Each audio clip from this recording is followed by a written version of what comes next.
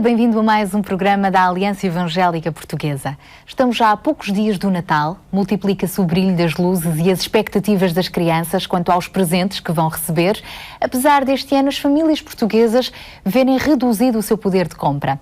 Mas será que Natal é apenas isto ou há de facto algo de muito especial nesta data que nem mesmo a crise pode ofuscar? Como é que no meio de tantas incertezas, falta de emprego ou famílias desfeitas, se pode ter ainda assim razões para celebrar o Natal com esperança? Mais ainda, como é que naquele bebé que nasceu em Belém, nós podemos ver alguém com poder para transformar radicalmente as nossas vidas?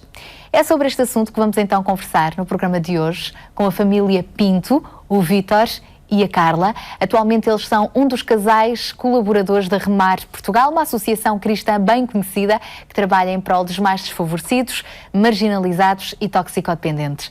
Olá, então, muito bom dia. Bem-vindos ao nosso programa Caminhos. Rapidamente, como é que nós podemos apresentar então a família Pinto? Bom. Quem são vocês e o que fazem na Remar hoje?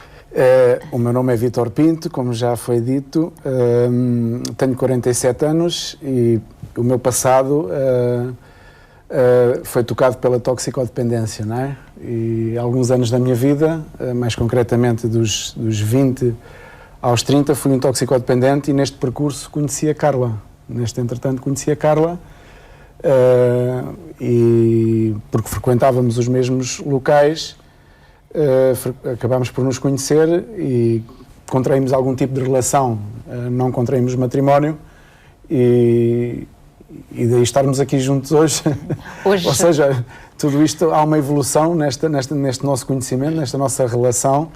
E o que eu tenho para dizer, para já, apresentando-nos, é que somos uma família normal com 2 filhos. E que estão também, portanto, a trabalhar em tempo inteiro na Remar, fazendo um pouco aos outros aquilo que já foi feito por vocês em tempos, não é, Carla? Exatamente, graças a Deus. Claro que um dia fomos ajudados e essa ajuda, esse dispor de outros que estiveram connosco, que disponibilizaram as suas vidas, isso nos impactou e acabámos por querer fazer exatamente a mesma coisa e daí nós estarmos aí a tempo inteiro, 24 horas ao dia, noite também, dando a nossa vida. De que forma é que a Remar está a funcionar em Portugal, esta associação que já está espalhada pelo mundo inteiro? A Associação Remar acolhe todo o tipo de pessoas necessitadas, não só toxicodependentes. Exato. Toda a pessoa que precise de ajuda. E neste momento de crise, realmente, há muita família carenciada que nos bate à porta. E a associação está para isso mesmo, para ajudar a quem necessita, acolhendo as pessoas necessitadas. E agora sim podemos então também conhecer um pouco da história aqui do nosso casal, que hoje, graças a Deus, tem um sorriso nos lábios e tem um testemunho para partilhar, mas não foi sempre assim. Vítor, o que é que o levou a mergulhar no mundo da droga? E depois a Carla também, os dois acabaram por ter esse pesadelo. Muitas vezes já me fizeram essa pergunta e na verdade, por vezes somos levados a tentar justificar o porquê. E hoje eu entendo que foi por uma opção pessoal. Acabou por ser uma opção pessoal. Poderia aqui nomear algumas justificações para o facto de um dia ter optado ou ter incorrido nesse tipo de vida, mas eu prefiro pensar que foi uma opção pessoal porque, na verdade, ela foi uma opção tomada por mim numa dada altura da minha vida. Não é que eu tivesse um lar familiar que me infringisse algum tipo de vida que me levasse a recorrer a esse tipo de situação, à toxicodependência, para me refugiar, portanto, nela, não. Eu fui criado com todo o carinho, com todo o esforço pelos meus pais, sou um filho único. Na verdade, os meus pais não são ricos, nunca foram ricos, e naquele então muito menos. No entanto, eu não posso dizer que pelo trato que recebi em casa ou pela educação que recebi na minha casa ou pela falta da mesma tenha incorrido nessa vida. Não, eu creio que foram várias situações na minha vida que me levaram a optar e a escolher as amizades e a optar por esta ou aquela amizade que me levaram, portanto, a conhecer as drogas. E na verdade nem sempre tive um sorriso nos lábios, porque na verdade ao início, quando nós enverdamos por essa vida, acaba por haver um pouco de prazer no consumo das drogas e tudo mais. Mas é tudo momentâneo e superficial. É muito superficial, é momentâneo. No entanto, é aquilo que nós buscamos. É satisfazer o momento. E por isso, quando nos damos conta, passado algum tempo, realmente começamos a verificar que afinal o problema é sério. A situação é grave. E em muitas situações as pessoas acabam já por não ter capacidade de raciocínio, capacidade mental, a capacidade humana também, não é? E material de poder fazer uma inversão nessa situação. E isso aconteceu algo nas nossas vidas. O facto de estarmos aqui hoje é porque realmente aconteceu algo nas nossas vidas que nos fez mudar. Que nos fez, exatamente. E sair desse flagelo, desse dar um pulso. O que é que vos levou a crer, Carla, que realmente estavam nessa situação tão deplorável? Em que condições é que vocês estavam, que olharam à vossa volta e disseram, não, estamos mesmo aqui a bater no fundo e isto tem de mudar, senão... Bem, eu no meu caso, foi cansaço. Fiquei cansada de levar uma vida dupla, de uma vida de mentira. Fiquei cansada de não ser eu, porque no fundo eu queria ser eu. E não queria ser uma coisa ambulante que vivia para um único propósito. Eu sempre fui uma pessoa muito curiosa e acabei por me meter nas drogas por curiosidade e por achar que podia brincar com a coisa, até que a coisa começou a brincar comigo. E eu queria viver uma vida normal, queria casar, queria ter filhos, queria viajar, queria conhecer o mundo, queria fazer coisas normais e não viver limitada numa prisão na qual me sentia aprisionada e na qual estava aprisionada. A droga é uma prisão? A droga é uma prisão, acaba por ser uma prisão porque limita ao ser humano. Limita ao ser humano e quanto mais tempo se leva no consumo, maior a prisão fica, porque maior é a dependência, maior é a necessidade de ter dinheiro para poder sustentar esse mesmo vício e, portanto, acaba por ser uma prisão, porque eu lembro-me que, como toxicodependente, eu não fazia mais nada. A primeira coisa que eu pensava ao acordar e a última coisa que eu me lembrava que tinha pensado ao deitar-me era como é que vai ser amanhã, se vou ter droga para consumir, para poder mover-me, para poder fazer aquilo que tenho que fazer, não é? E que meios precisava de ter para atingir esse fim? Exatamente. Então, isso era um massacre mental. Porque acabava muitas vezes por adormecer a pensar em como iria ser o dia de amanhã, e a primeira coisa que eu pensava pela manhã, quando acordava, era como é que iria fazer o meu dia para poder arranjar o dinheiro necessário.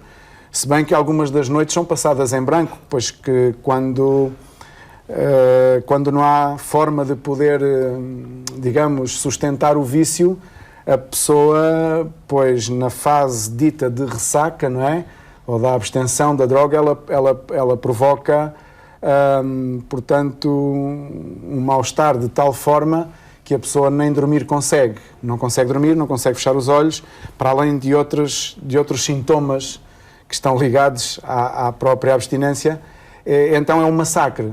Passava noites e noites sem dormir, dias sem dormir, e o sistema nervoso completamente alterado, ou seja, é um massacre total à mente. Carla, havia um vazio e a busca de um propósito de vida a que a droga não respondia?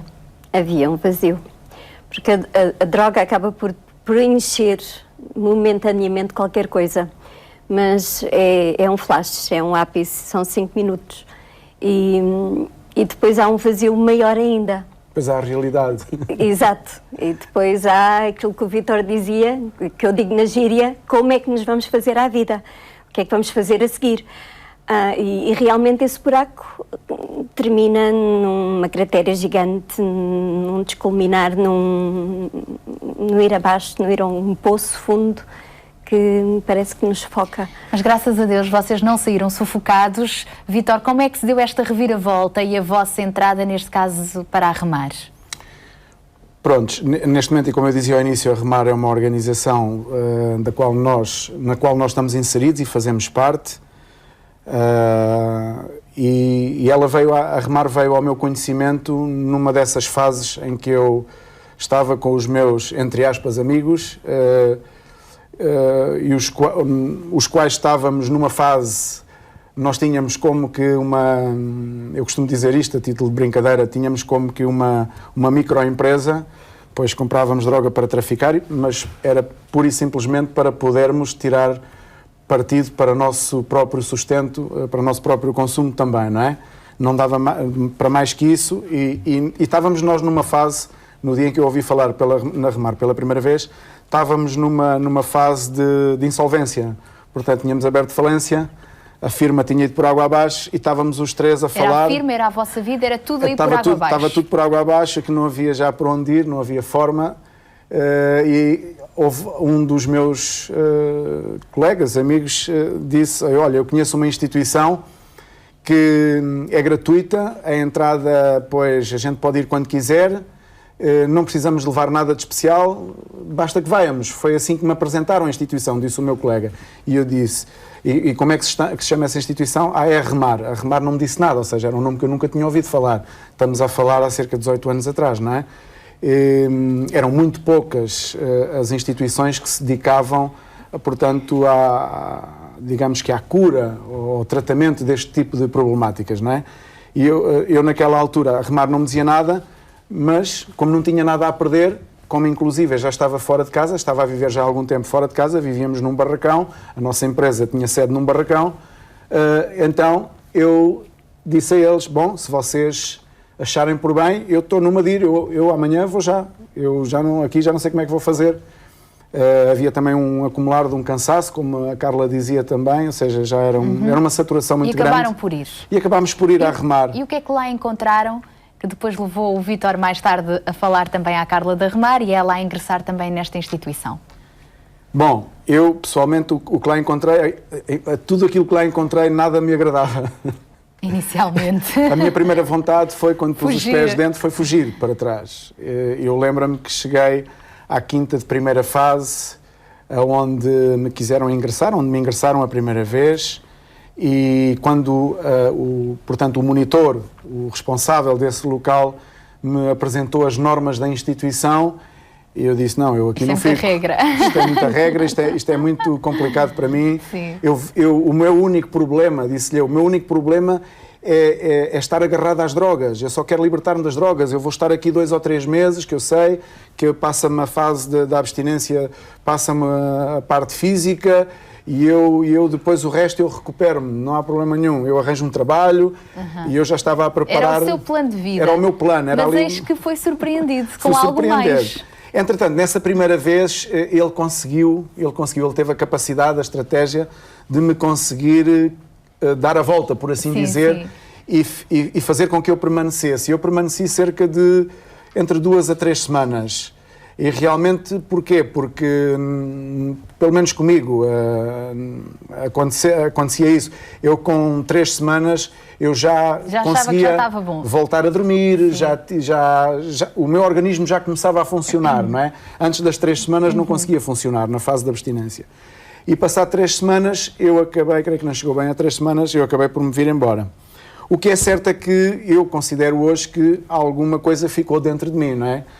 E eu vim para fora e passados, creio que 3 meses, entre 3 a 4 meses, eu dei por mim de novo, porque entretanto já tinha caído outra vez no fundo do poço. A precisar de uma mão. De uma mão outra vez. Nesta situação eu já não precisei que alguém me viesse dizer, porque eu então sabia... Já sabia a morada. E foi lá recebido com amor. E fui outra vez recebido, não pela mesma pessoa, mas tenho que dizer que fui recebido com amor, porque na verdade...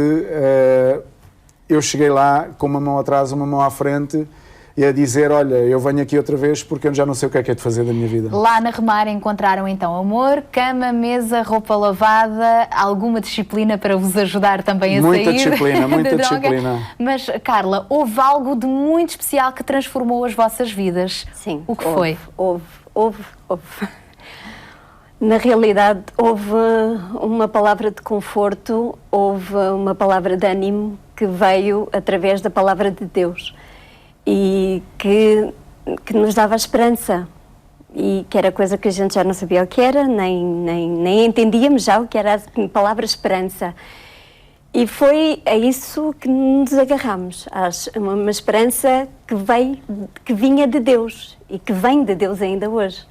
Aquele Jesus de que vocês já tinham ouvido falar tornou-se real na vossa vida? Tornou-se real na nossa vida, a ponto de nos dar ânimo, de nos dar uma nova vida, uma nova esperança, um novo objetivo, um novo tudo, que era aquilo que a gente nem sequer estava à espera, porque estávamos à espera de acabarmos com um problema, e afinal vimos que se nos apresenta uma bandeja com uma data de opções, com uma data de emendas variadíssimas, nos quais nos fez regalar os olhos e dizer, uau! O que é que Jesus vos oferecia nessa emenda? Tudo. Simplesmente tudo, e um tudo com letras maiúsculas.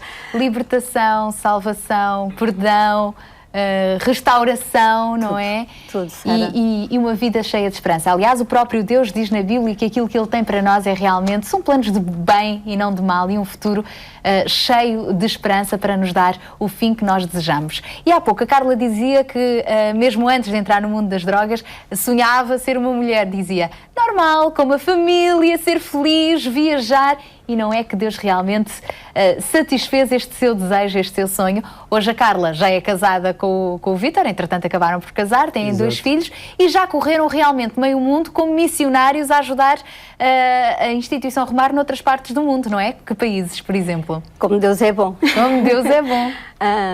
A mim, primeiramente, como solteira, me levou a remar em Inglaterra, depois, posteriormente, com o Vítor, já casados, a remar Angola, neste Moçambique, África do Sul, Suazilândia, e novamente regressámos a Portugal. Agora já cá estão, não é? Na vossa amada pátria. Que significado tinha o Natal para vocês antigamente? Inclusive Antigamente, é o Natal quando para mim- celebravam nesse barracão. Bem, eu posso recordar-me um pouco mais atrás e lembro-me que na minha casa, na casa da minha família, o Natal era celebrado com alguma solenidade, não é? Mas era motivo mais que nada para reunir a família e fazer a tal jantarada, não é? E depois cometer também alguns excessos, porque não? Porque, ao fim e ao cabo, era isso de que se tratava, era reunir a família, estarem todos reunidos, comer e beber juntos, e não passava disso, era uma festa solene que não passava disso. Portanto, eu tenho ainda a ideia deste Natal. Claro está que depois de com o percorrer da vida, e já numa fase de toxicodependente, o Natal para mim passou a ser algo que não me lembrava sequer. Ou seja, estava fora da... Lembrava-me porque ao fim e ao cabo a gente passa nas ruas e vê a iluminação, mas não havia nem sequer vontade de estar com a família, não havia vontade de estar com ninguém, não havia vontade de partilhar nada com ninguém, portanto, porque realmente sentia-me uma pessoa muito só, muito solitário, e então eu conheci essas duas partes do Natal. Mas em nenhuma dessas duas partes do Natal Jesus estava presente. Não, definitivamente. E isso é o que se passa ainda muito hoje em dia, não é? Meio mundo celebra o Natal, mas esquece de convidar o aniversariante para a sua própria festa de aniversário. E hoje, Carla, qual é hoje o significado do Natal? Bem, o significado do Natal hoje é dar a mão àquele que necessita, não é? O significado do Natal é salvação, é paz, acima de tudo, dar a mão àquele que mais necessita. No fundo foi isso que Deus fez através de Jesus Cristo. Ele veio nos dar a mão porque sem Ele estávamos perdidos, mas Jesus veio-nos abrir este caminho direto para termos este relacionamento com Deus, e Ele que deseja restaurar-nos integralmente, não só em termos espirituais, mas também tirar-nos da rua da amargura, não é?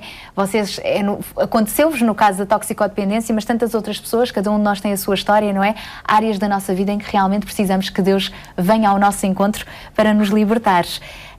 E recordando ainda no primeiro Natal, há pouco mais de 2000 anos em Belém, nós podemos ler na Bíblia vários relatos, por exemplo, quando os anjos apareceram aos pastores, foi precisamente aos pastores, aos mais humildes, que os anjos deram a primeira notícia do Natal, quando disseram: é hoje que nasceu na cidade de Davi o Salvador, que é Cristo o Senhor. O que é que isto significa? Jesus, Salvador, o Cristo, o Senhor. Porque realmente Deus deu-nos a maior prenda, não é? Que jamais a humanidade, e que aliás a humanidade não era merecedora. E isto tem que ver também um pouco comigo, quando realmente falávamos há pouco, eu falava há pouco, que o meu problema e aquilo que me trouxe a remar foi a toxicodependência, mas na remar eu vim a constatar que realmente o meu problema não era a toxicodependência. E essa era uma grande verdade que eu descobri bastante mais tarde, depois de estar na remar. Ou seja, eu estava convencido que era uma pessoa só, que era uma pessoa rejeitada pela sociedade, rejeitada, ou pelo menos não muito bem aceita já dentro do seio familiar, porque só provocava estragos, e eu estava convencido que isso se devia à opção que eu tinha tomado de me tornar um toxicodependente. E eu mais tarde vim a constatar, nesta própria organização, se bem que não foi a organização, não era uma das regras da organização dizer-me qual era o meu problema, isso realmente deveu-se ao facto de realmente o Cristo, o Senhor, o Salvador, ter vindo ao encontro da minha vida e eu ter aceito ele ter vindo ao encontro da minha vida. Nesse momento eu entendi que, na verdade, a toxicodependência era o menor mal da minha vida. Qual era o maior mal? O maior mal da minha vida era não conhecer o meu Criador, era não conhecer o meu Deus, era não conhecer a Cristo. Esse era o meu problema. E eu hoje olho para a sociedade e vejo que a sociedade tem um grande problema. A sociedade está preparada para trabalhar, a sociedade está preparada para desenvolver estratégias, planos. Até para festejar o Natal, até para festejar com mesas com exuberância, luzes, até para fazer ceias de Natal, até para organizar eventos em que vão ajudar os mais pobres. Mas a sociedade não está preparada para ir ao encontro do seu Senhor. E não é assim tão difícil ir ao encontro de Deus? Não é tão difícil. É bem fácil. No entanto, não é difícil, mas tem o seu custo. O que é preciso fazer, Carla, para isso? Para abrirmos o coração a Jesus? Dispor. Eu acho que é dispor o nosso coração e abri-lo. Abri-lo àquilo que a palavra de Deus diz e ensina. Ouvir e fazer. Ouvir e fazer. Pôr em prática, dia a dia. Não é preciso ser tudo de uma vez. Até hoje ainda não sei tudo. Estamos numa caminhada. Estamos num processo de transformação. Exato, e numa caminhada constante, passo a passo, dia a dia, mas sempre assim, a ouvir e a dispor o nosso coração. E a palavra de Deus é a Bíblia, um dos principais meios através dos quais Deus ainda hoje nos fala. Vocês estão já a preparar-se, não é? Para neste Natal celebrarem mais uma ceia de Natal. Mais uma ceia, não é? A ceia de Natal. Onde é que a Remar vai estar este ano ao encontro, não só dos sem-abrigo, não é? Famílias, sim, pessoas sós, podem ir quem queira, convosco. até os mais abastados são bem-vindos. São bem-vindos em nome de Jesus. Porque, principalmente, e eu gostaria de salientar que nós fazemos estas, ou promovemos, ou elaboramos estas ceias de Natal, não é porque nós saibamos que vamos favorecer naquele dia aquelas pessoas, porque, coitadas, também têm que ter um Natal. Sim, é bom que, de alguma maneira, nós possamos transmitir-lhes algum calor humano, nesse dia, porque são pessoas que estão carenciadas da sua família, uns porque estão afastados, nem todos eles são toxicodependentes, ou são alcoólicos, ou são sem-abrigo. Os mais diversos motivos. Os mais diversos motivos. Muitos deambulam pela cidade porque realmente não têm na sua família, não são bem-vindos na sua família. Mas serão bem-vindos na ceia da Remar. Na ceia da Remar serão bem-vindos porque são bem-vindos à casa de Deus. E onde é que vocês vão estar este ano? Este ano vamos estar em Lisboa, em Setúbal e no Porto. E esperamos que a afluência seja grande, porque o principal motivo pelo qual fazemos estas ceias não é para que as pessoas possam dizer eu tive uma ceia de Natal, é para que as pessoas mais tarde possam dizer naquela ceia de Natal alguém me disse algo que transformou, foi o início da transformação da minha vida. Que assim seja. Fica esse desafio. Obrigada por terem estado aqui. Obrigada, Fica também Sara. o convite para estas ceias em Lisboa, Porto E e Setúbal. Setúbal. Vai ser mesmo na noite de 24 para 25 de dezembro, porque não? Ou voluntariar-se para colaborar com a Remar, ou mesmo simplesmente é convidado para estar à mesa. Muito obrigada por estarem aqui connosco. É bom ver que Jesus transformou a vossa vida e o mesmo pode fazer em cada um de nós. De facto, Jesus é a melhor prenda para dar e receber nesta altura do ano ou em qualquer outra altura. Mesmo que se sinta desanimado e sem razões para festejar, lembre-se que Deus enviou o seu único filho ao mundo para aliviar as nossas cargas e trazer esperança. Aquele bebé que nasceu em Belém, cresceu, carregou na cruz todos os nossos pecados e ressuscitou. Ele venceu, por isso está também disponível para com ele encontrarmos a verdadeira paz neste Natal, olhando para Jesus, o presente de Deus para nós. Para o conhecer melhor, leia a Bíblia e, a propósito, temos ainda para lhe oferecer um calendário com versículos bíblicos para cada dia do ano. Para o receber, basta então contactar-nos através dos telefones e endereços que estão em rodapé. Hoje ficamos por aqui, mas temos ainda encontro marcado consigo também na rádio, na Antena 1, por volta das 22h45, às terças e sextas-feiras, e regressamos também aqui à RTP2 na próxima terça. Bom domingo e até lá, se Deus quiser.